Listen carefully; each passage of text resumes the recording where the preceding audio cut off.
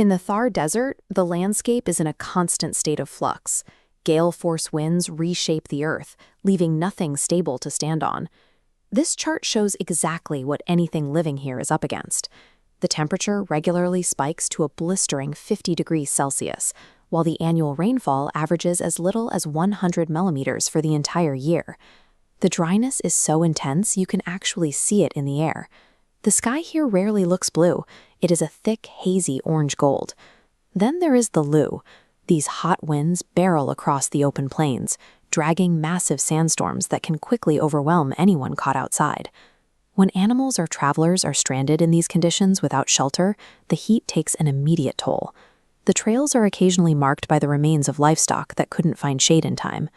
When you combine that kind of heat with a total absence of infrastructure and near-zero rainfall, the environment becomes more than just difficult. On paper, life here simply shouldn't be possible. Yet, life does find a way to establish a foothold. It achieves this through radical mechanical adaptation. Take a look at this local specimen, often called the Thor plant. It looks similar to a cactus and towers high over the surrounding scrubgrass. This diagram shows its survival mechanism in action. During rare rainfall events, the plant expands its internal vascular tissue, acting as a biological reservoir to hoard water for the dry months ahead.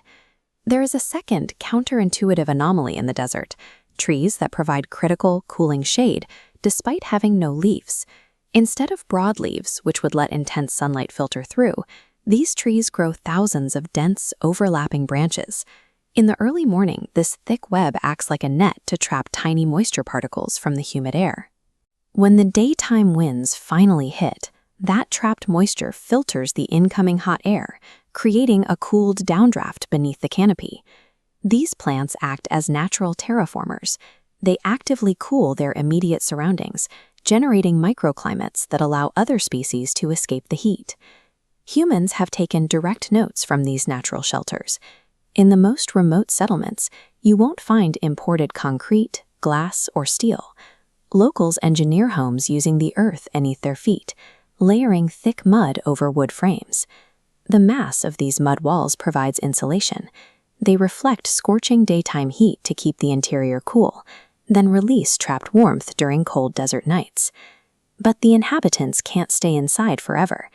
Daily life requires crossing massive, open expanses of the desert to find grazing land or reach neighboring settlements. Navigating this terrain demands an incredible level of physical conditioning.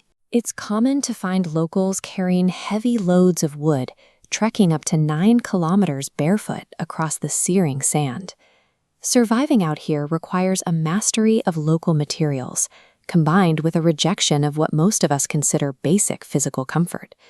But physical endurance and thick walls aren't the only ways the community remains intact. The deeper strategy for staying in the Thar depends on the relationships between the people, their resources, and the animals they depend on. Much of the social structure is built around a symbiotic bond between the shepherds and their livestock. These animals provide a livelihood, and in return, their owners risk the midday heat to manually distribute water and keep the herd safe. Water dictates the rhythm of the day. Every drop is drawn by hand, requiring hours of manual labor just to secure enough hydration for a family to make it to the next morning. You might expect this relentless daily grind to break a person's spirit.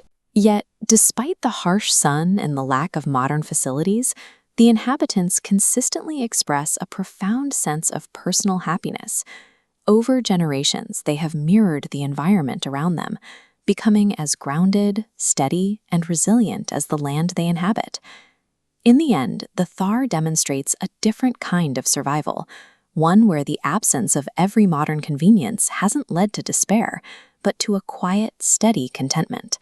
It's proof that life doesn't just endure these extremes, it finds a way to be at peace within them.